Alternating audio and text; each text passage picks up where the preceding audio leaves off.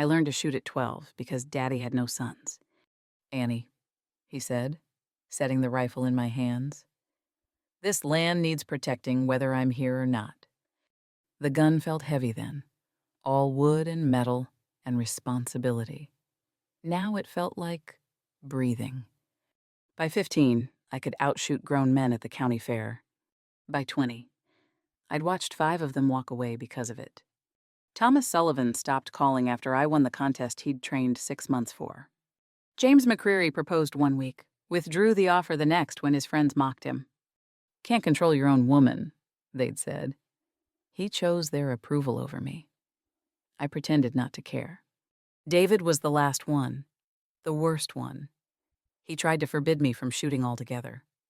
A wife doesn't need such unfeminine skills, he said. Like he was doing me a favor?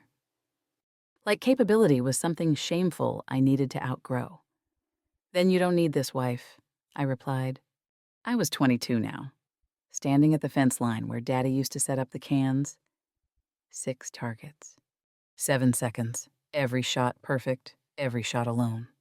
I'd learned to expect the pattern, like I'd learned to expect winter inevitable, cold. Something to endure by myself. Daddy had died the year before. Heart gave out during spring planting. I sold the farm, kept the rifle, moved to town, worked at the general store, lived in a boarding house. Existed in the careful space between loneliness and independence, telling myself I preferred it this way. Widow Hartley changed everything on a Tuesday. She came into my room with tea I hadn't asked for and sympathy I didn't want. Set a stack of newspapers on my table. You're 22, dear. Pride won't keep you warm. I nearly threw her out. Nearly. But something made me look at those papers after she left. Mail-order bride advertisements, dozens of them. Men seeking gentle wives, obedient companions, refined women. The words made my stomach turn. Then I saw one that was different. Seeking capable woman for Wyoming ranch. Pride won't be problem. Must value partnership over propriety. Write to Jay Morrison. Laramie? I read it 17 times. Counted each reading, looked for the trap, the catch, the inevitable disappointment hidden in the words. Found nothing but that one phrase that kept circling in my mind, pride won't be problem. I wrote the letter by lamplight, crossed out 3 drafts. The first was too defensive. The second, too desperate. The third came out honest, which scared me more than either of the others. Mr. Morrison, I can shoot, ride, work cattle, and I won't apologize for any of it. If that's what you meant by capable, I'm interested. If not, we'll save each other the trouble. Annie Bridger. My hand shook as I sealed the envelope. Writing that letter felt like loading a rifle. You don't pull the trigger unless you're willing to live with. What comes next? I mailed it the next morning before I could change my mind. 3 weeks later, a telegram arrived. Come to Laramie, stop, bring your rifle, stop, Jay Morrison. I packed that night. The rifle went in first. The train journey took 3 weeks. I watched the landscape change from green valleys to vast emptiness. Wyoming stretched out like a promise I wasn't sure I believed in yet. Women in the dining car whispered when they saw my rifle case.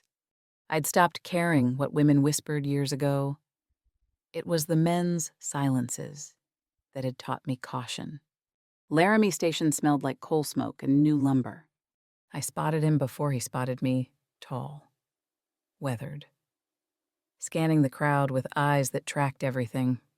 Working man's eyes, capable eyes, when he saw my rifle case. He didn't flinch. Small point in his favor. Very small. I'd learned not to keep score too early. Miss Bridger. Mr. Morrison. We shook hands. His grip was firm, but not crushing. Rough, but not aggressive. He didn't try to take my bags. I noticed. Tried not to notice that I noticed. The wagon ride to his ranch took 40 minutes. He didn't fill the silence with empty talk. which I appreciated more than I wanted to admit.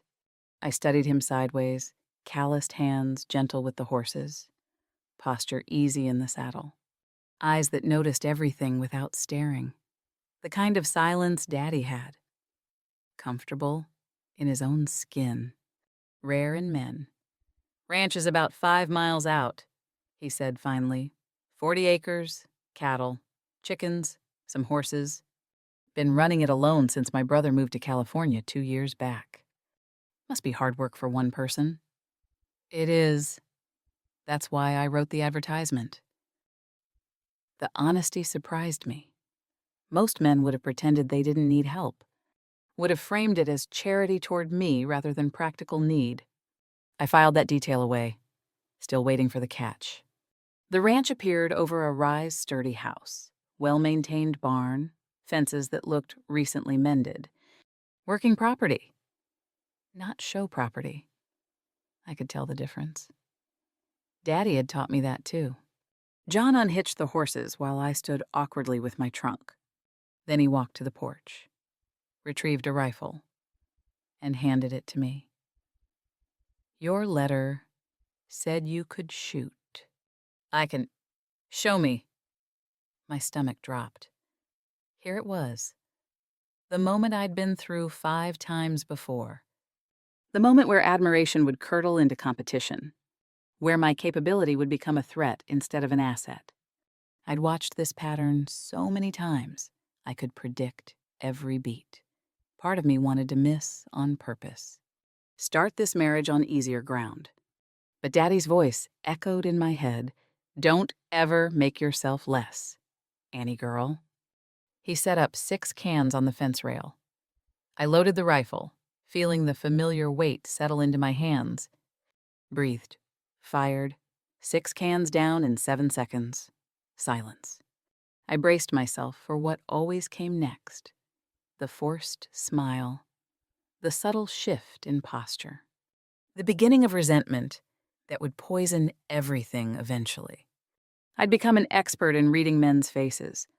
I knew the exact moment when admiration became resentment. I waited for it like waiting for thunder after lightning. Instead, John Morrison grinned. Actually grinned.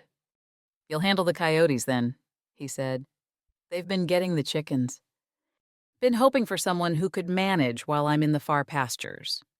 I stood there, rifle in hand, completely unprepared for this response. He wasn't threatened. He was relieved, pleased, even something unfamiliar unfurled in my chest. Cautious hope. Terrifying hope. "I need a partner, Miss Annie," he continued. "Not a decoration. Ranch doesn't run on pride runs on work. You can shoot like that. We'll split the territory and cover twice the ground." The word partner hung in the air between us. I turned it over in my mind, looking for hidden meanings, waiting for qualifications that would come later, finding nothing but what sounded like genuine intent. That night, in the small bedroom he'd given me, his own room was properly across the hall. I replayed that grin. 17 times, looking for the trap, the mockery, the test I'd failed to recognize. Finding only what looked like genuine pleasure at my skill, I fell asleep still suspicious. Suspicious felt safer than hopeful. Morning came with the smell of coffee. I found John in the kitchen. 2 cups, already poured. He didn't assume I'd serve him. Another detail I noticed. Another small thing that didn't fit the pattern I'd learned to expect from men. "Thought we should talk territory," he said, spreading a hand-drawn map across the table. "I was thinking north pastures for me, south for you, but you should look at it. See what makes sense."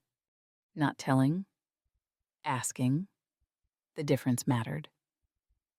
I studied the map. The ranch was larger than I'd realized. 40 acres of rough country, 2 creek beds, 3 distinct pasture areas. His proposed division made sense.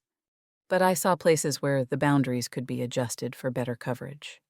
Southridge gives the best view, I said, pointing. If I take everything south of this creek, I can watch both the cattle and the approach from town. He considered it seriously, nodded, adjusted the lines with a pencil. That works better. Good eye. Been running this alone 2 years since my brother moved to California, he continued, pouring more coffee. It's too much for one person. Thought about hiring hands, but he paused, choosing his words carefully. Wanted a partner instead. Someone with stake in the place. The coffee was strong, bitter, honest. Like this conversation. Like maybe this whole arrangement. We should be clear about expectations, I said, surprising myself with boldness. I won't pretend to be less capable than I am. I won't miss on purpose or ask for help I don't need. If that's going to be a problem, why would that be a problem? He looked genuinely confused. I told him then about the 5 suitors, about Thomas and James, and David and the others, whose names I'd tried to forget. About learning that men wanted capable frontier wives right up until they realized capable meant better than them. About choosing loneliness over lying about what I could do. He listened without interrupting, without the defensive explanations men usually gave, the assurances that they were different, that never proved true. When I finished, he was quiet for a moment. Sounds like they were more interested in proving themselves than building something, he said finally. I'm interested in building something. Simple, direct. Either the truth or the most convincing lie I'd heard yet. I was waiting for the but. Men always had a but. You can shoot, but don't embarrass me. You can work, but know your place. You can be capable, but not better than me. The but never came. Equal shares, he said. Equal work. Equal say, we'll give this partnership 3 months to see if it suits us both. He held out his hand. I looked at it for a long moment. Calloused palm. Steady fingers. An offer that sounded too good to be real. Part of me wanted to sabotage this before it could fail naturally. Burn it down while I still controlled the match. Instead, I took his hand. His grip was firm, warm, equal. Not trying to prove strength or spare me from it. Just right. The handshake of partners. Deal, I said. That afternoon, I walked out to survey my territory. My territory. He'd called it rifle over my shoulder. I caught him watching from the barn. He tipped his hat. Not ownership, not assessment, just acknowledgement. I tipped mine back. Maybe. I thought. Just maybe. Then I caught myself hoping and shut it down hard. Hope was dangerous. Hope got you hurt. I'd stick to coffee and contracts and clear boundaries. That was safer. That was smart. I didn't notice when I started looking forward to morning coffee. Didn't notice when his presence became familiar instead of foreign. Didn't notice a lot of things I should have noticed. Or maybe I noticed everything and pretended I didn't. That was safer too. The first week passed in careful cooperation.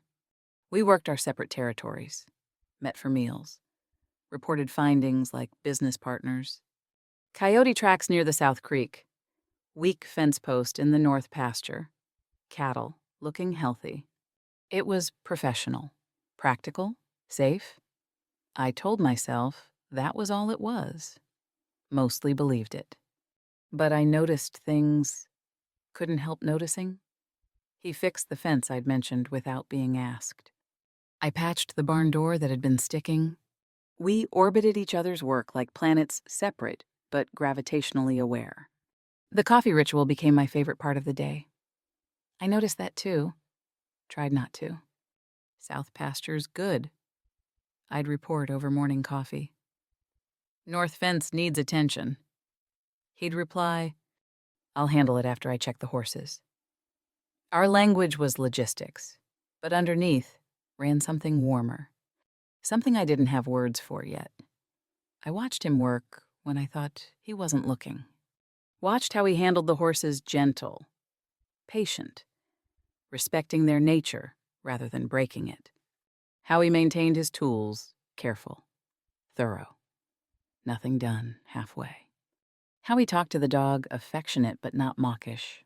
Everything about him suggested competence without performance, capability without show.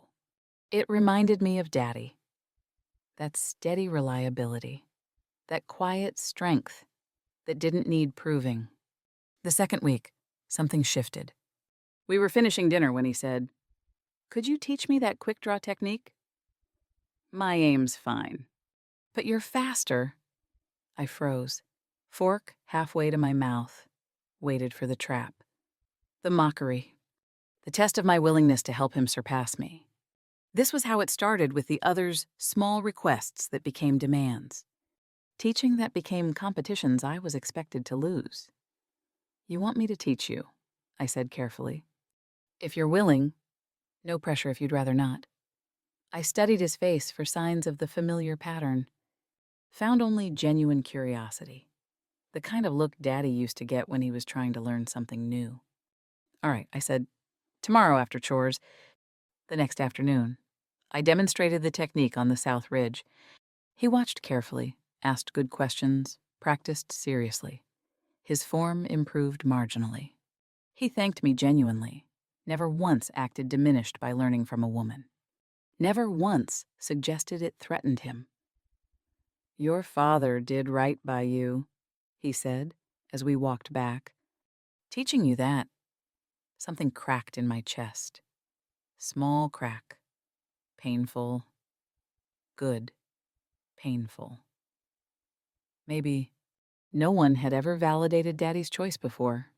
Everyone else had treated it like a mistake he'd made. Raising me like a son instead of a daughter. Like teaching me to shoot was something shameful instead of something necessary. Thank you, I whispered. That night, I realized I was looking forward to morning coffee, to comparing notes at dinner, to the comfortable silences while we worked within sight of each other. The realization terrified me more than any gunfight ever could. I'd spent years building walls. He wasn't trying to scale them or break them down. He was just sitting outside them, patient as stone, waiting. I didn't know what to do with patient. Didn't know what to do with a man who seemed genuinely content to let me be exactly who I was. Days passed. Then weeks. I stopped counting them. Started counting other things instead. How many times he smiled. How many times I almost smiled back. How many times I caught myself wanting his approval and hating myself for wanting it. The ranch was teaching me a different language. The language of partnership. I was a slow student. Scared student, but I was learning despite myself. One morning, I set out 2 coffee cups before I'd even thought about it. Muscle memory. Habit.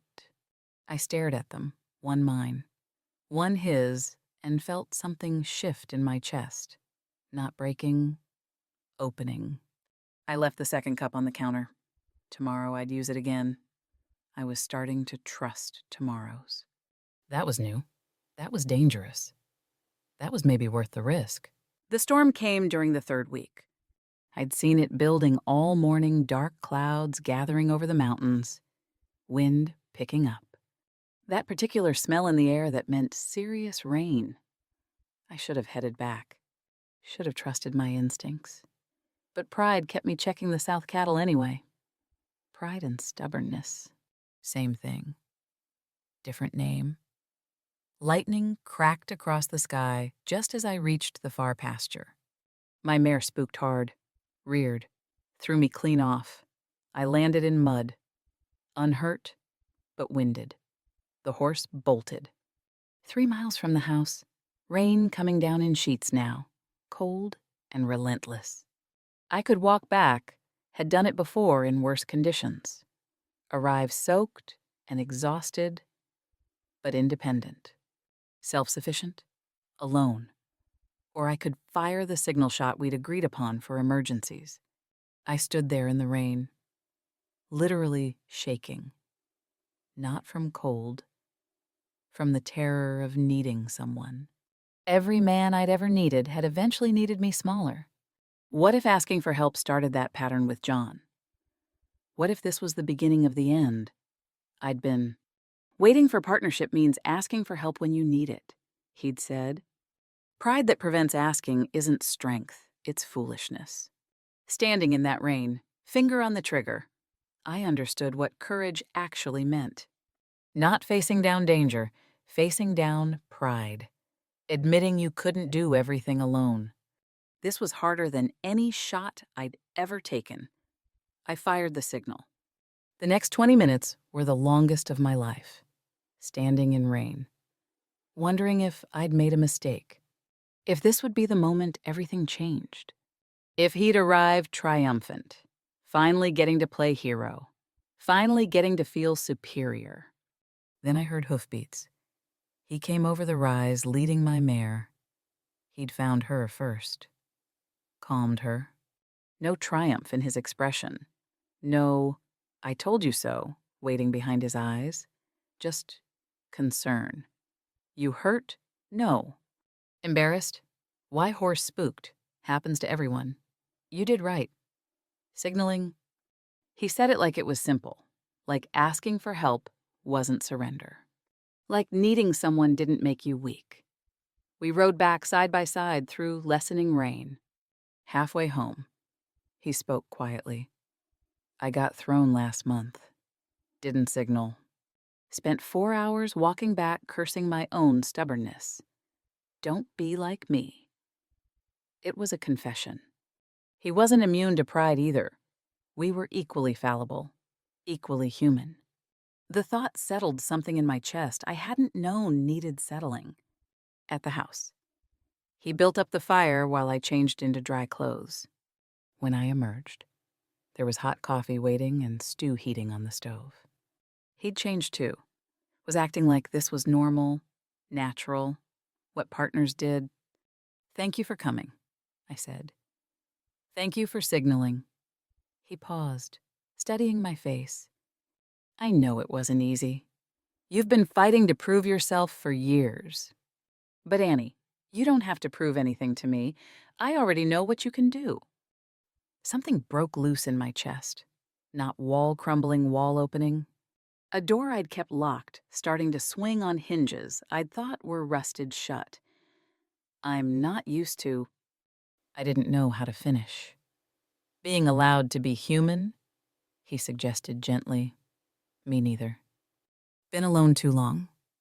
Both of us. Maybe we can figure out how to be human together. I looked at him across the kitchen table this quiet. Competent man who didn't need me small to feel big and felt something dangerous bloom. Hope.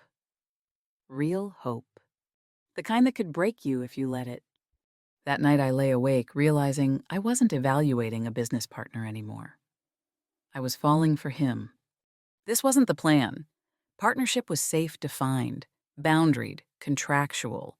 This was messy, vulnerable, real. I was falling for John Morrison, and it scared me more than any storm, any gunfight, any rejection ever had. Because this time, I had something to lose. The deputy arrived during our 4th week. 3 men had been hitting outlying ranches.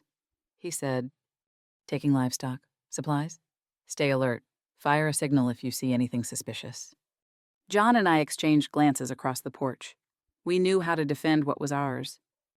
"We should check our sight lines," I said after the deputy left. "Make sure we've got good coverage." He nodded. We spent the afternoon preparing checking rifles, counting ammunition, mapping out positions. I waited for him to suggest I stay inside. Stay safe. Let him handle the danger. The suggestion never came. Instead, he strategized with me like I was exactly what I was: a partner, a warrior, an equal. Southridge gives the best view of the approach, I observed. Good eyes. You take south, I'll cover North Barn. That gives us crossfire if they come. Equal deployment, equal trust. Something fierce and proud kindled in my chest. This was what partnership felt like. This was what I'd been searching for without knowing it. 2 nights later, the moon rose nearly full. I was on watch at South Ridge, alert and alive. This was what I was good at. This was who I was. And he didn't need me to be different. Just past midnight, I saw them.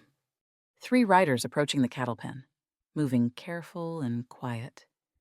My heart rate stayed steady. This was familiar ground.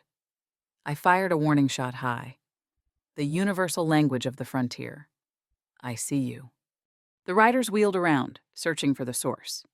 I stood up into moonlight, rifle ready, letting them see me clearly.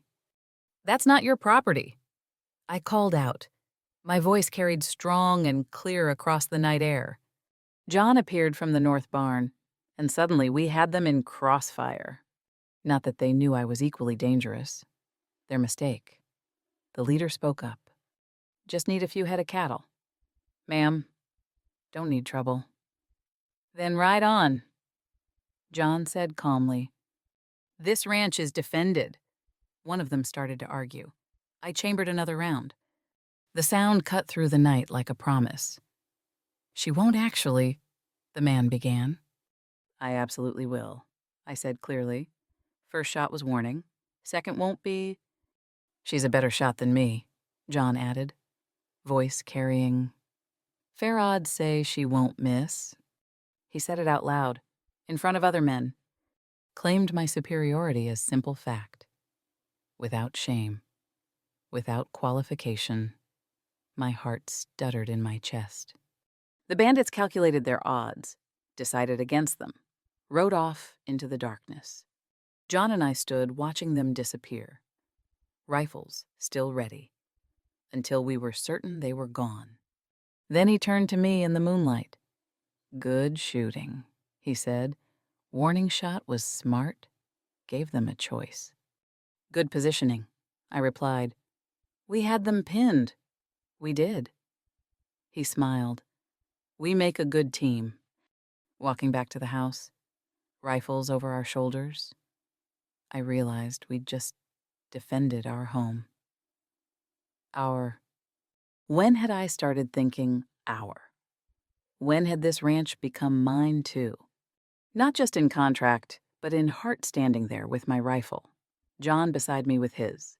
I'd felt more myself than I'd ever felt, not pretending to be less, not hiding capability, just being seen, being matched, being partnered. He'd called me the better shot in front of other men, claimed it as strength, not shame. I'd been waiting my whole life for someone who could do that. In the doorway, he paused. Weren't you afraid afraid you'd... What? I interrupted. Handle the situation exactly as you did. Why would I be afraid of you being competent? I looked at him in lamplight. This man who'd just claimed my superiority as a source of pride, and felt my last wall shudder. Not breaking. Not yet. But close. So close, I could feel the foundation shifting under my feet. The next morning, we rode to town for supplies. I was still riding the confidence high from the night before we'd defended our home together. Equal partners. I let myself feel proud. It was a mistake. At the general store, 3 men were gossiping loud enough to be heard through the whole building. They saw John and their voices got louder. Heard your wife fights your battles now, Morrison, Reynolds said, smirking. What kind of man hides behind a woman's skirts? I felt John tense beside me. Not with shame, with anger on my behalf. I braced myself. Waited for the pattern I knew by heart. Waited for him to prove his masculinity by diminishing me. It was what they always did eventually. What they had to do to be accepted by other men. No one fought anyone's battles, John said calmly. We defended our property together. That's called partnership. Reynolds. You should try it sometime. Partnership. Reynolds laughed, and the others joined in. Sounds like you can't handle your own. Here it came, the moment he'd cave to peer pressure. The moment he'd prove himself by reducing me. I could already feel the familiar disappointment settling into my bones. Annie's a better shot than anyone in this town, including me. John said clearly, I'd be a fool not to utilize that. You can call it whatever you like, I call it smart ranching. He just claimed my superiority, loudly, publicly, in front of other men. Without hedge or qualification or apology, my heart stopped. Actually stopped. Reynolds opened his mouth, closed it, walked away. The other men followed. John paid for our supplies like nothing had happened.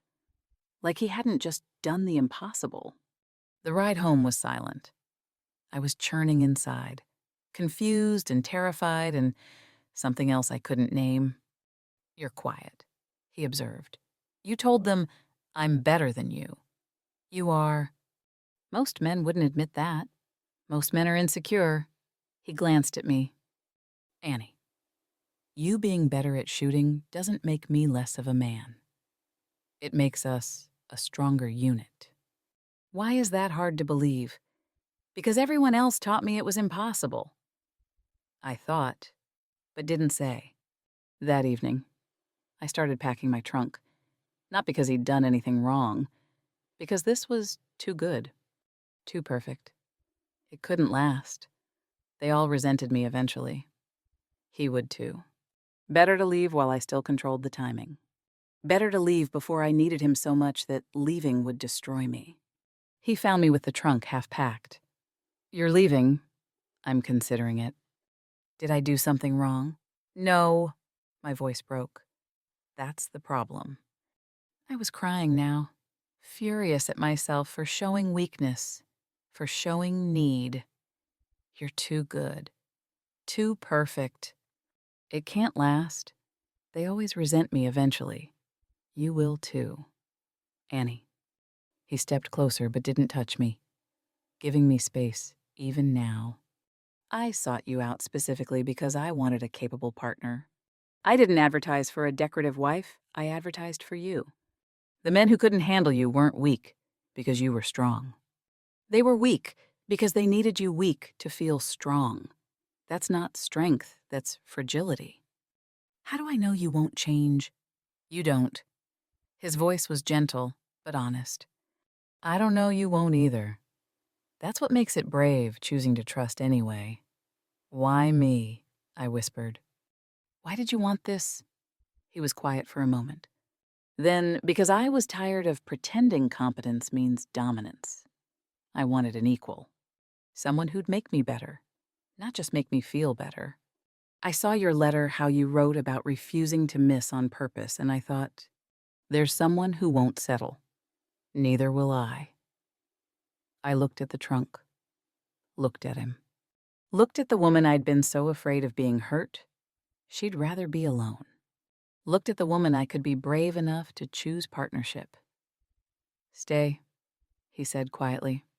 Not because you have to, because you choose to. Keep your trunk packed if you need the escape route. I'm not asking you to be trapped.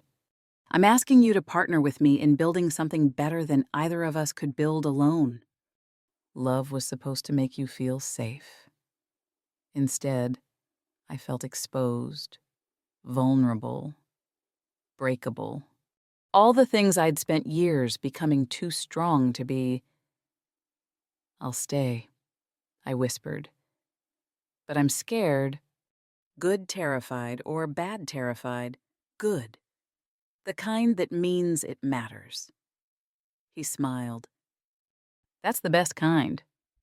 I didn't unpack the trunk that night, but I didn't finish packing it either. Small progress. Baby steps toward brave, toward trust. Toward believing I deserved someone who celebrated rather than diminished me. Toward believing this could be real.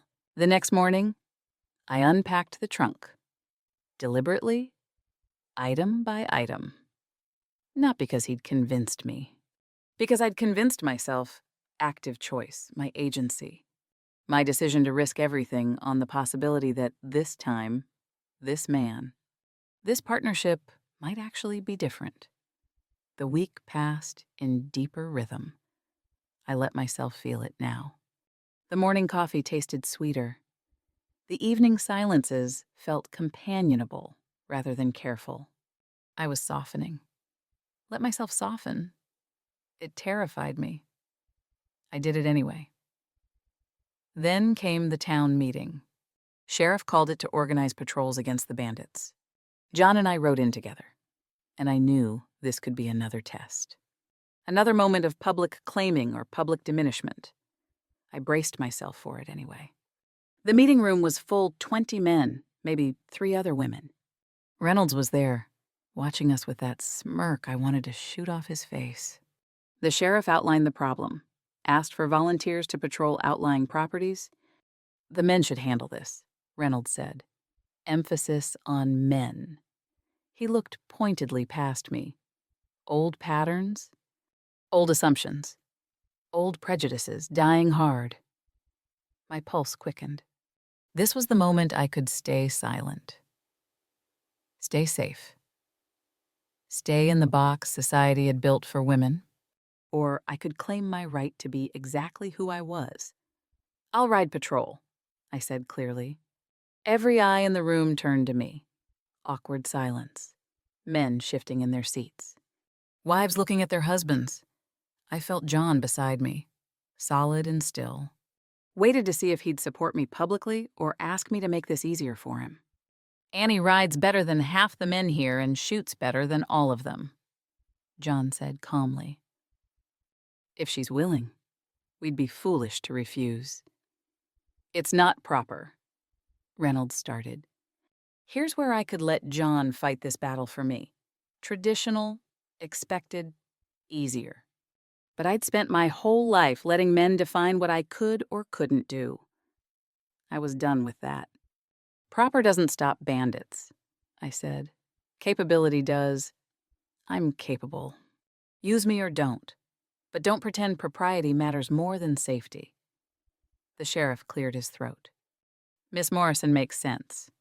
We need good shots. She's proven herself. Several men nodded. Not all change takes time, but enough. Enough that I felt something shift in the room. Small shift. Important shift.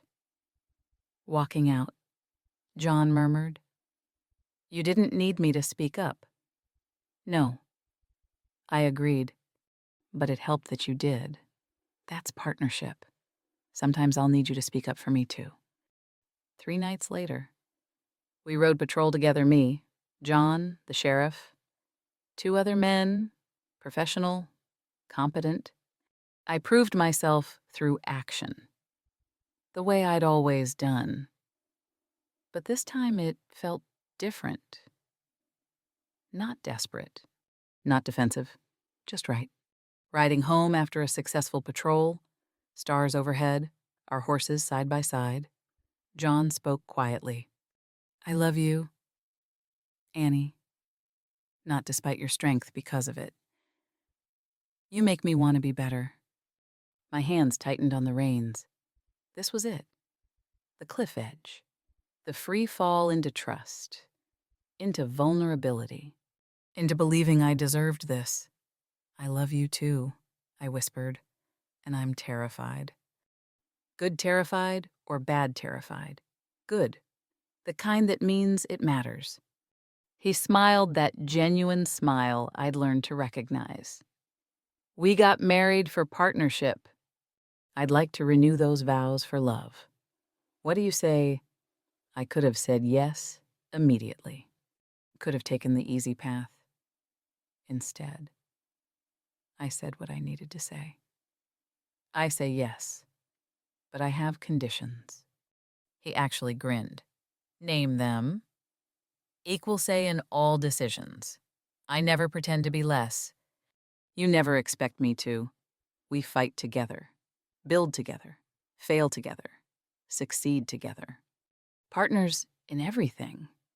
Those aren't conditions, he said softly. That's what I've wanted all along. We kissed there under the stars. On horseback, two equals choosing each other. Finally, completely. Without reservation or fear, or the walls I'd spent years building between myself and the possibility of this. Kind of love. Standing there in that town meeting, claiming my right to be capable. I'd realized I wasn't fighting for John's approval anymore. I was fighting for my own dignity. For my right to be fully myself. That was power. That was freedom. And when he said he loved me, I could have run again. Could have protected myself. Instead, I chose brave, chose vulnerable, chose him, chose us. Love wasn't about finding someone who needed you to be less. Love was finding someone who celebrated you being more. I'd spent my whole life not believing that existed. I was wrong, and I'd never been happier to be wrong. Riding back to our ranch. I let myself think it. Now I felt the last wall come down. Not broken. Opened, chosen. I'd chosen vulnerability, chosen partnership, chosen love, and he'd chosen me. All of me. The shooting, the stubbornness, the strength, the scared parts I usually hid. He chose all of it. I'd finally found home, not a place, a person, and us. 5 years later, I stood on the South Ridge with my daughter Emma. She was 7 years old, determined and stubborn in the best possible way. My daughter, our daughter. The rifle looked large in her small hands, but she held it with the same focus Daddy had taught me. Mama, why do I have to learn this? She asked. I knelt beside her, adjusted her stance gently. Because capable women have choices. Helpless women don't. She nodded seriously, took aim, fired. Hit 3 of the 4 targets. Good shooting for a 7-year-old. Great shooting. Actually, the ranch had grown. We'd hired 3 hands now, built a second barn, tripled our herd. John managed the books and breeding records. I managed security and training. Partnership in practice, proven daily through 5 years of choosing each other. The town respected us now. Not despite our partnership, but because of it. Other couples had started following our model. The Andersons worked their farm together. The Washingtons shared business decisions equally. Change rippling outward from the choice John and I had made to build something different. Something better. Emma hit the 4th target on her 2nd try. John rode up, whistled appreciation. Chip off the old block. Which block? I teased. Both. He dismounted, swung Emma up into his arms. She giggled, wrapped her arms around his neck. Papa, aren't you embarrassed? She asked innocently. That Mama's a better shot than you. I tensed, even after all these years. Old habits, old fears. Waiting for the answer that would teach my daughter the wrong lessons about strength and partnership and love. Why would I be embarrassed that I married someone extraordinary, John said. Emma considered this seriously. Tommy's papa says women shouldn't shoot. Tommy's papa is wrong, I said firmly, and you don't have to be like everyone else. Emma, you get to choose who you want to be. This was what I wanted her to see. A father who valued her mother's strength. A mother who didn't diminish herself. Parents who chose each other daily. Not out of obligation, but out of genuine partnership. This was the legacy we were building, not just a ranch, but a different way of loving. That evening, after Emma was asleep, John and I sat on the porch. His hand found mine in the darkness. A ritual we'd developed over 5 years. A touchstone. No regrets, he asked, our nightly question. None. Only that I didn't find you sooner. I squeezed his hand and looked out at our land, our life, our choice. The rifle leaned against the porch rail, still mine, still part of who I was. But now it was just one part of a whole life, a whole love. I used to think strength meant not needing anyone. I said quietly. Now I know strength means choosing to need someone and trusting them to need you back. Partnership, John agreed, equals us. I'd spent so long protecting my heart. I'd forgotten hearts were meant to be used, meant to be risked, meant to be given to someone who'd treat them with care while celebrating everything you were. The right man doesn't need you to be less, so he can feel like more. The right partner celebrates your strengths, never diminishes them. And true equality means fighting life's battles together, not because you have to, but because you choose to. Looking at Emma sleeping inside, growing up knowing women can be capable and men can be secure. Growing up seeing partnership modeled daily. I knew we'd succeeded at something bigger than the ranch. We'd created a different legacy. A better one. Some days I still couldn't believe this was real. That I'd found someone who loved me precisely for the things that drove others away. Then I looked at our ranch, our daughter, our life built together. And I knew it was real. We'd built this. Together, equal partners. Exactly as it should be. Under the stars, my husband's hand in mine, my daughter asleep inside, my rifle by the door. My choices leading me here, I was exactly where I chose to be. And that made all the difference. Choice. Agency. Partnership. Love built on respect. Respect built on truth. Truth built on the revolutionary idea that two strong people create something stronger than either could. Alone. This was the life we built. This was the legacy we're leaving. This was home. And I chose it. Every single day, I chose it. I chose us. That was the whole story. That was everything.